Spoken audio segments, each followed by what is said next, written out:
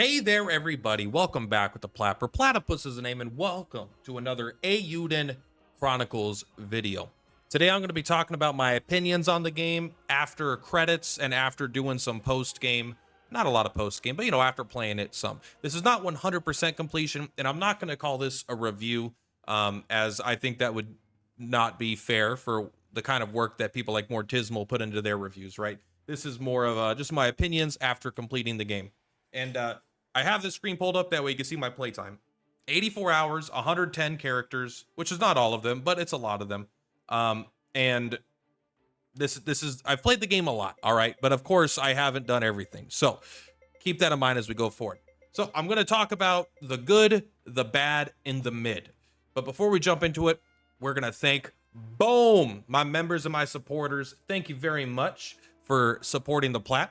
It gives me encouragement to keep doing videos and such things like this. Not just guides, but maybe other types of content that typically don't perform well on the channel, such as covering other games. Like I just did a video for Chrono Arc. And, when people are supporting the Plat, it gives me a little more encouragement to do other things instead of just guide videos all the time. But anyway, without further ado, we'll jump into it. So I've been trying to avoid making this video. And not because I dislike the game at all. I want to get that out of the way first. I've enjoyed the game. I've had a good amount of fun with the game, and I've played the game 84 hours, right? You don't do something for 84 hours because you're not having fun. I had a really good time. But if I'm being completely honest, I have found a lot of the game to be pretty mid in general.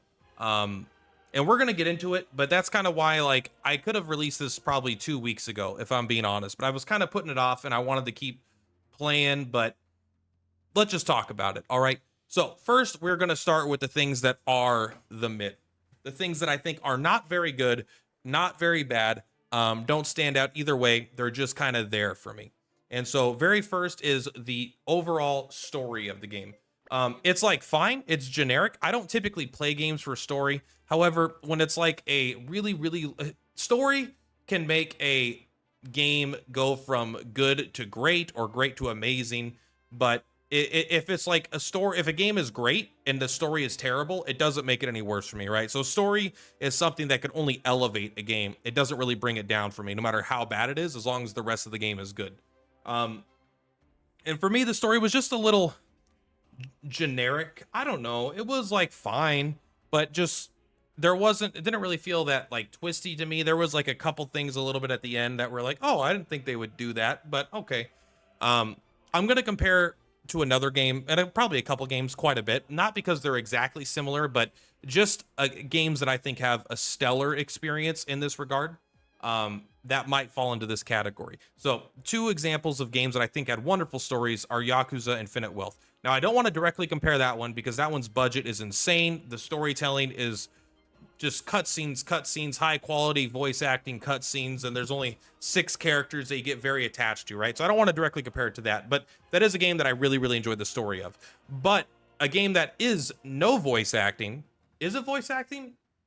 I don't think it does have voice acting. I try to remember because the characters have such distinct voices in my head.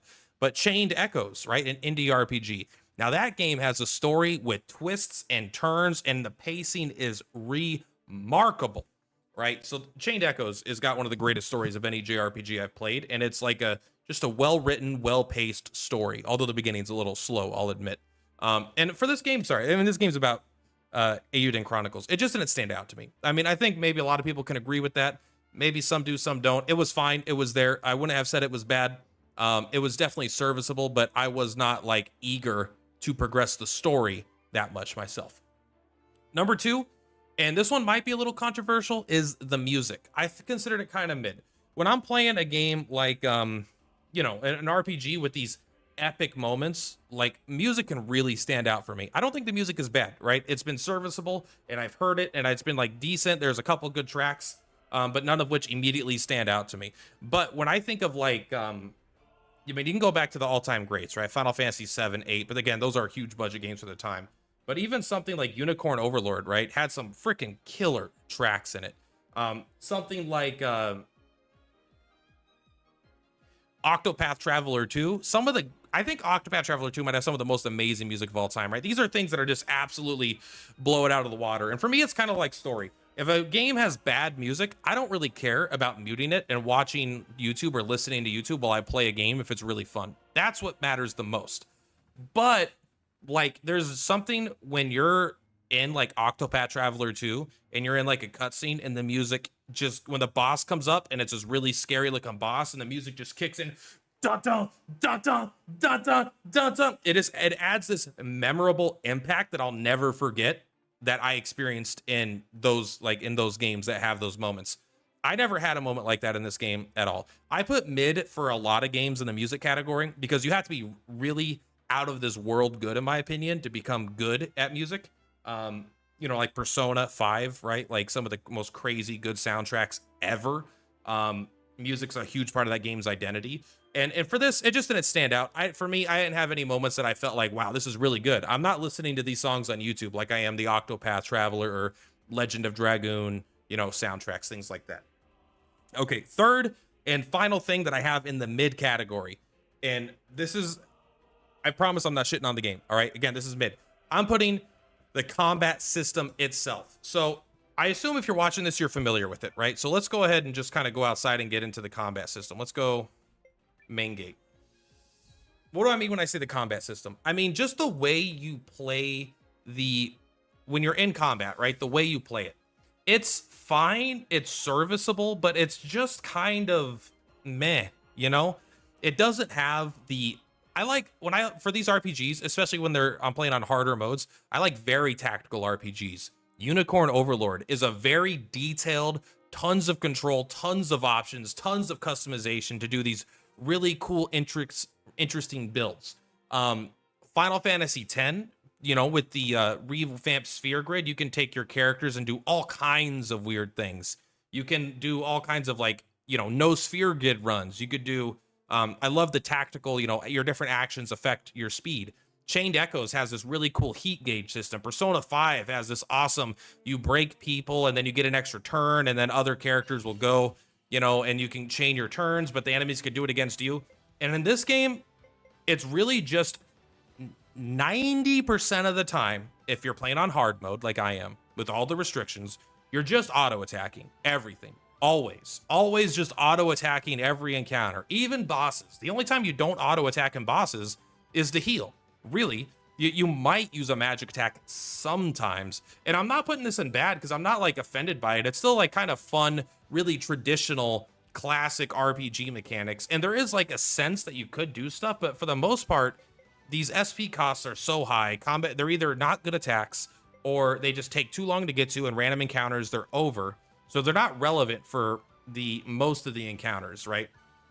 And it's like, it's just fine. I don't know. Like, I like the turn order thing. That's kind of what's saving this for me, is the turn order thing at the top of the screen, right? Some actions can move you forward, move you back. You can plan your turns based on the way order goes. But for the most part, the just combat, for me, it's kind of mid. It really missed on the super tactical, fun, deep combat systems that I like in single player RPGs.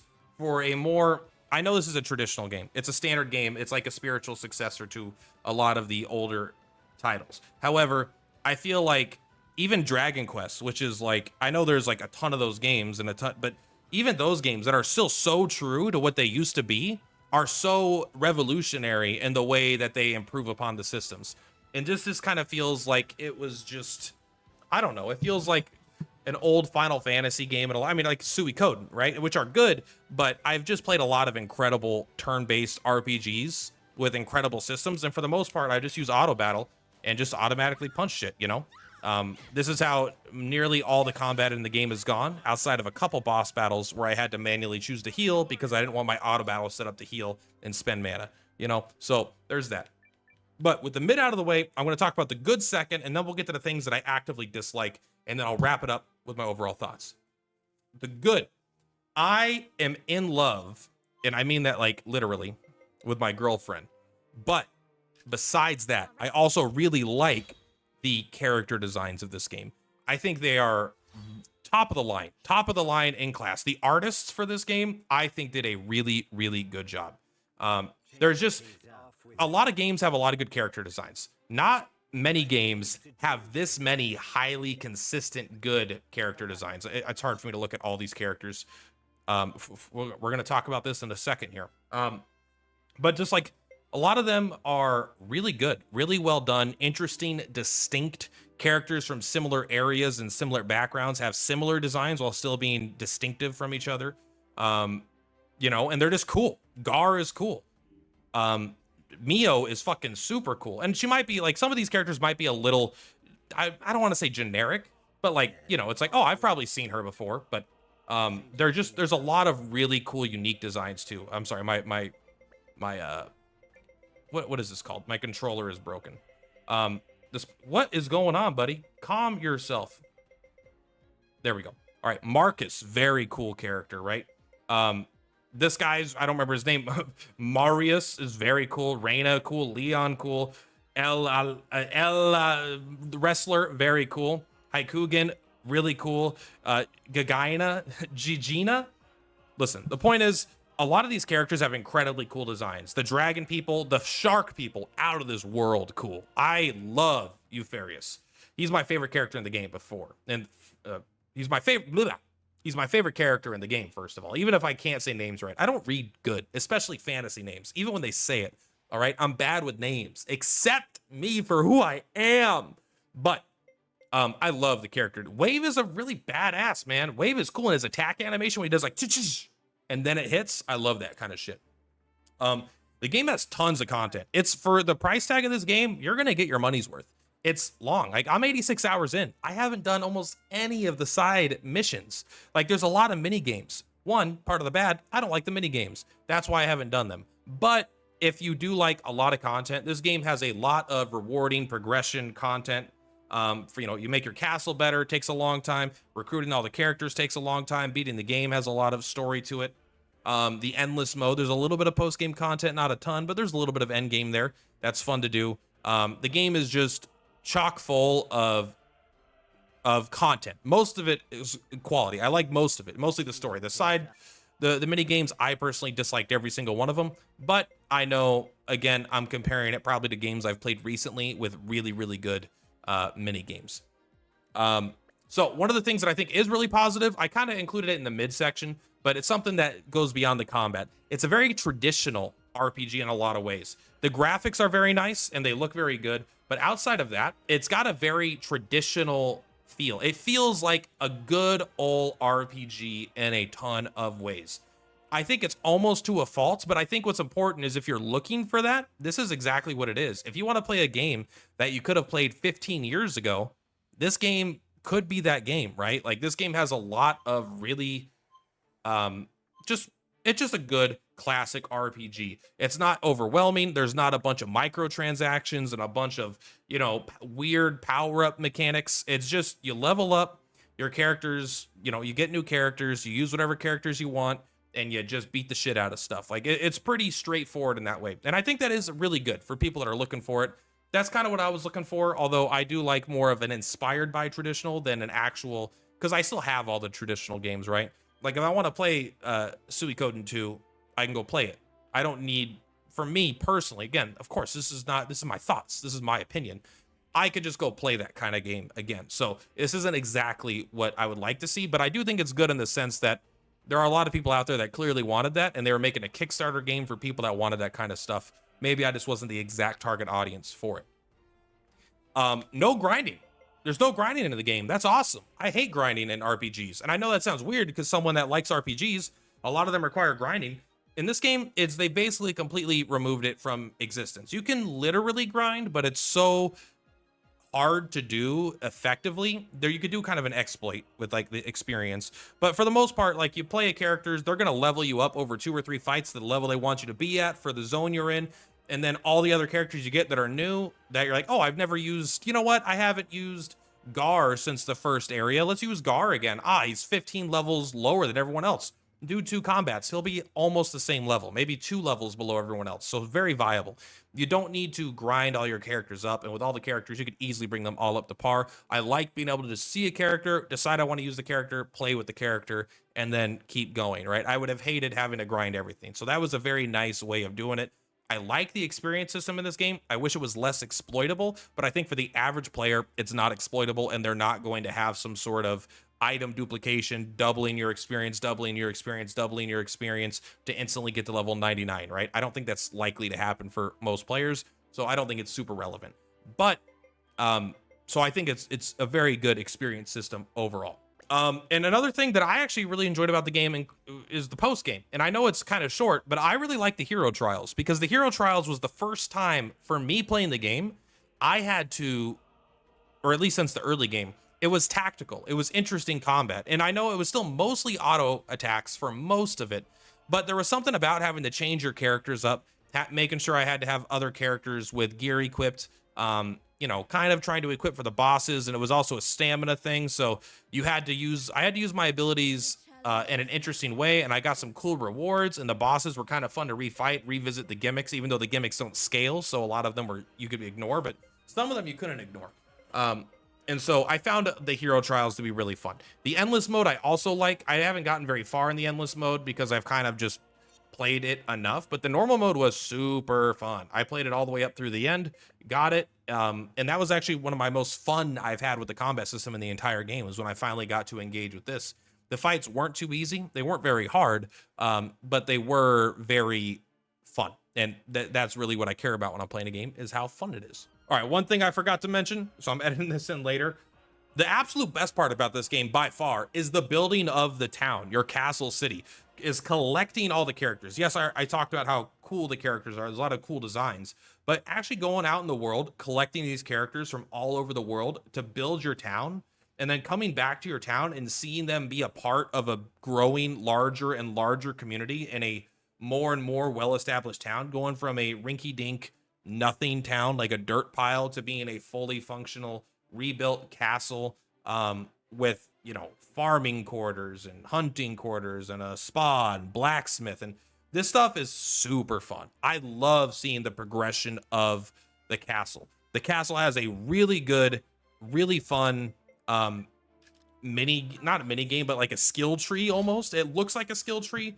It's kind of, it's not as impactful as I would like it to be. It more feels like it's there, and it's kind of really easy to accomplish, and nothing it unlocked made me feel like, whoa. It was all, but it was still, it's a nice way to present a progression system that was fun to engage with. It looks pretty complex, but it's pretty simple overall, with very like, hey, you get lumber, you get more lumber, you get more lumber, you know, you get more lumber. But there were some cool mechanics that you unlocked from doing this, and overall, it was just a lot of fun. All right, so moving on to the bad. I think things. Let's finish with the combat aspect of it, because there's part of the combat that I put in the mid. There's part of it that I put in the good, in the sense that I like the endless mode here, and I like the character, you know, selection. I like that there's a lot of characters. I don't like that they're mostly they're not different enough, distinct enough mechanically for me to really care. You just pick the couple best ones if that's what you care about. But I found the balance of the game overall to be lacking severely, and that doesn't mean it wasn't too easy or too hard necessarily. It's just that, like, in the beginning of the game, if you're using hard mode, all restrictions, it is ball bustingly hard. When you have all these things on, the difficulty hard, no money after battles, no HP recovery, item use in battle. It's no item use in battle, by the way, not just HP recovery, unless that was a bug and they patched it later. Hyperinflation, no escape, double. Like, this makes the game ball bustingly hard in the early game. For the first like 10, 15 hours, this game's fucking hard, man. Like, one of the hardest RPGs I've played. And then you hit a point and it becomes just as easy as if none of these were on. You easily are able to bypass this by making infinite money, doing whatever you want, basically. Just like I never ran out of money. I have millions of dollars at a point, you know. This becomes inefficient because you could just heal with skills. I mean, it's still it's there, but it's not really important, especially when you're doing hero trials and endless mode, because I don't even think you have items in there. The double MP is always kind of relevant, but it's also just like you just kill things with one attack, or you just use auto attacks. The no escape, it just becomes an annoyance. It's not actually like you get trapped into combat.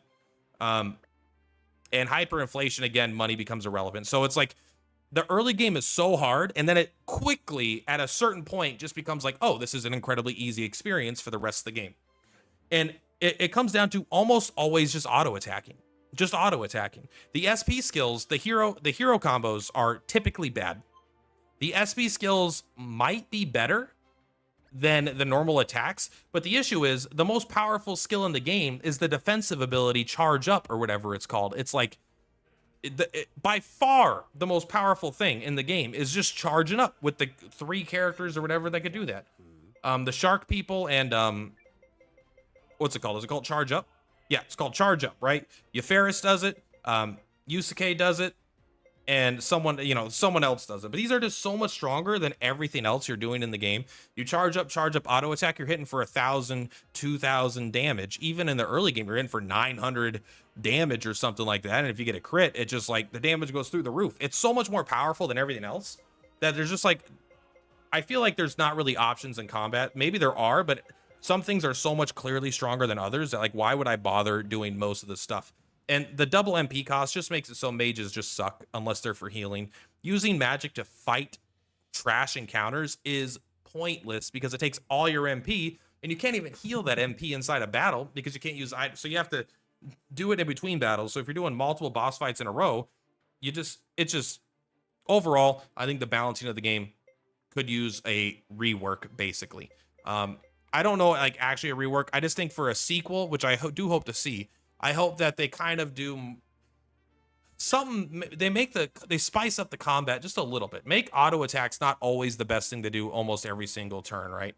I know they have like the MP and they have the SP, but I think the MP and the SP need to do more things. Like let's say the difference between what SP does in this game and what BP does in Octopath Traveler 2 is a night and day difference. BP changes the way Octopath Traveler 2 works on such a fundamental level, how powerful those are to take extra turns, do extra actions, do this, do that.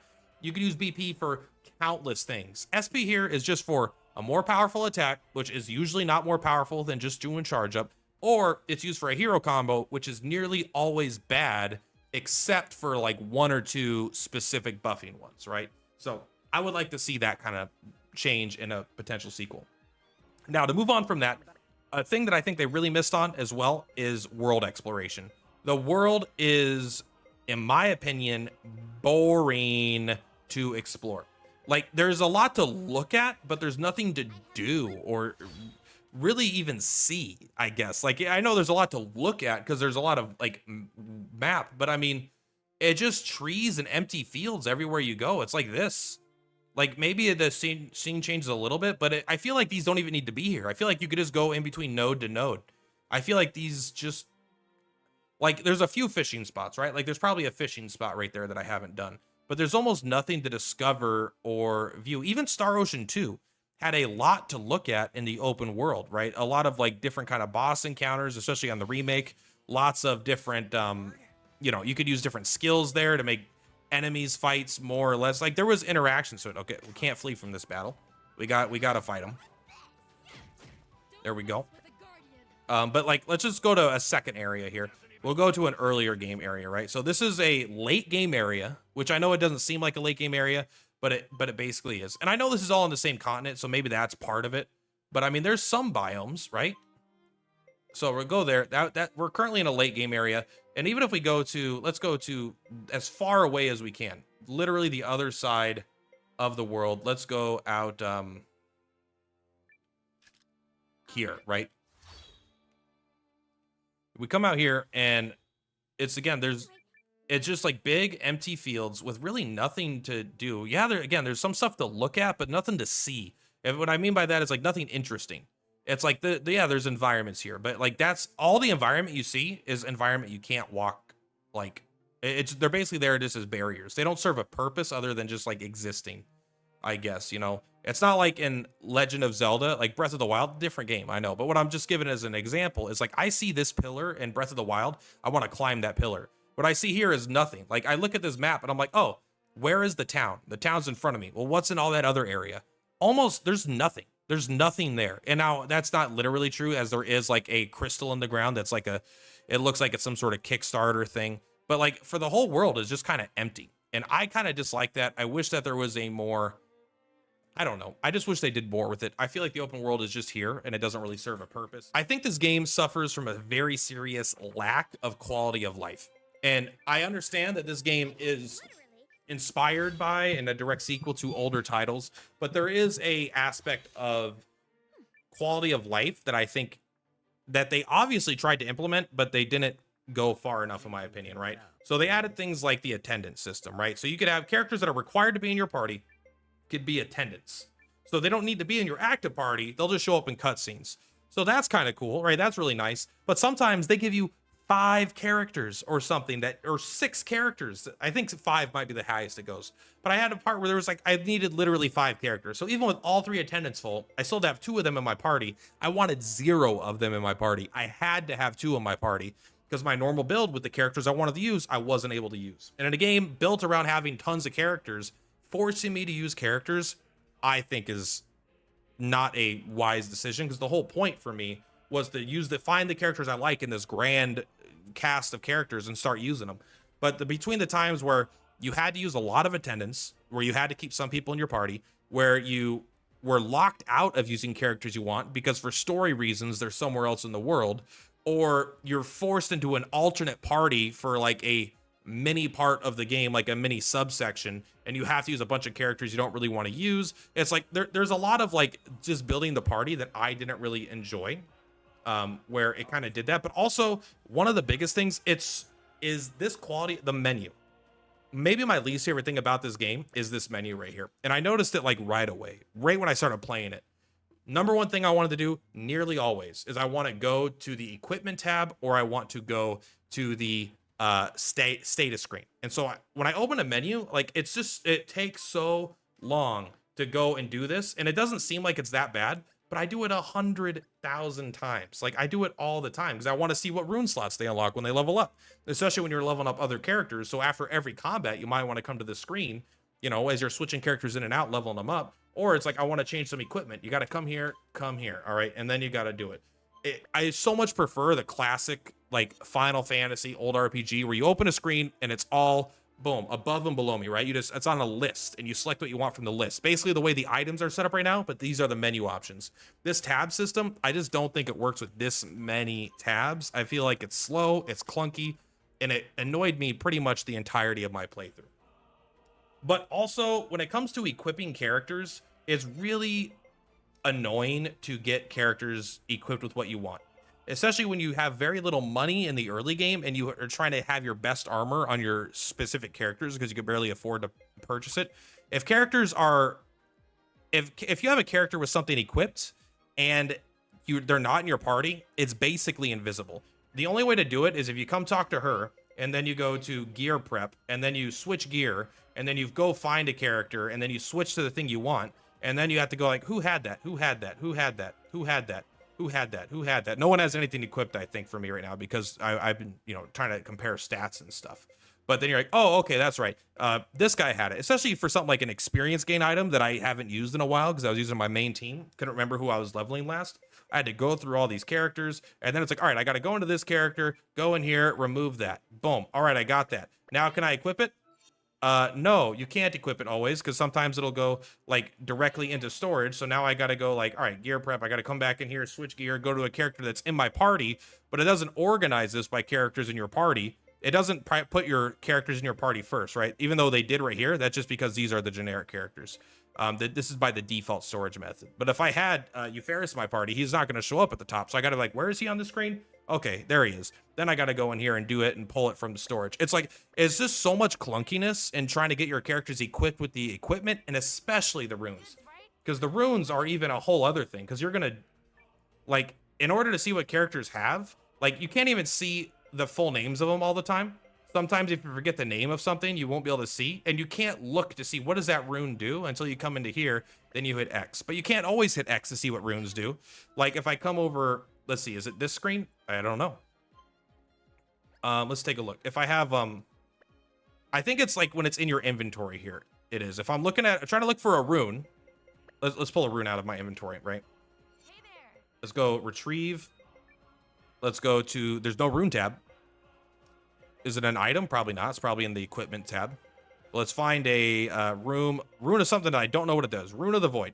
Just take this out. Okay, got it. Yep, there we go. So now let's say, all right, I want to see what this rune does because I just found it in a chest. All right, I just found this rune in a chest. What does this rune do? I can't even look at what the rune does unless I equip it to someone. But I can't equip it to someone unless I'm in town. And so it's like, so now I have to go back to town to equip it. And if I don't want it equipped, then I didn't have a purpose to go back to town to see what the rune did. So there's like, I know I'm going on about these little things, but there's a lot of this type of stuff that really added up. And it made me very frustrated. I'm like, it's not a seamless experience. I spent a lot of time in menus trying to move items around, find items, get items on the characters I want, getting characters forced out of my party for story reasons, then trying to get another character into my party leveled up and then with gear. It was just like a lot of this kind of stuff. I really hope that they take quality of life to the next level now that they have a foundation, and hopefully they don't have to work as hard to make a sequel. I mean, as hard, but you know, they don't have as much legwork to do in making a sequel where now things are kind of established with a lot of the design. Hopefully they could just improve upon it in this way. And honestly, that's going to be it for the good, the bad, and the mid. My overall thoughts, again, I know I spent a lot of time being pretty negative. All right. I had a fun time with the game. I played 84 hours and I enjoyed the experience. I beat the game.